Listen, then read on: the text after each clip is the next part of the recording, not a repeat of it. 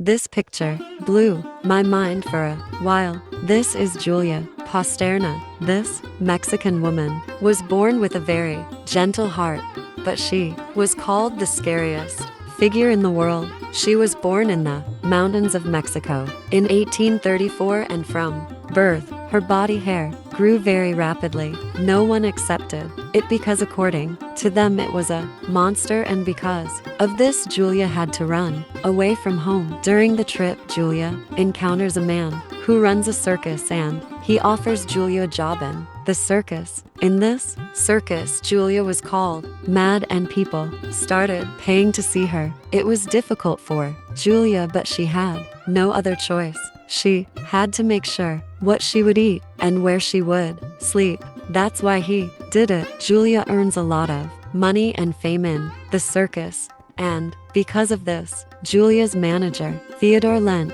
decides to marry her. It was one of the most talked about marriages of the time, and people wondered how anyone could marry a monster. Even more surprising was that Julia gave birth to a normal baby, but just 48 hours after giving birth, both Julia and the baby died. Julia's bad luck continued after her death, as her greedy husband decided to present her body to the public as a mummy. He wanted to earn money from people by pretending to be half human and half monkey. Julia's body was stolen several times, and finally in 2005, a body was stolen, met with Dan. Finally, 150 years later, Julia was buried with the honor that a human being should be buried. To see similar, interesting stories, thank you for watching the video. Please subscribe the channel, share more.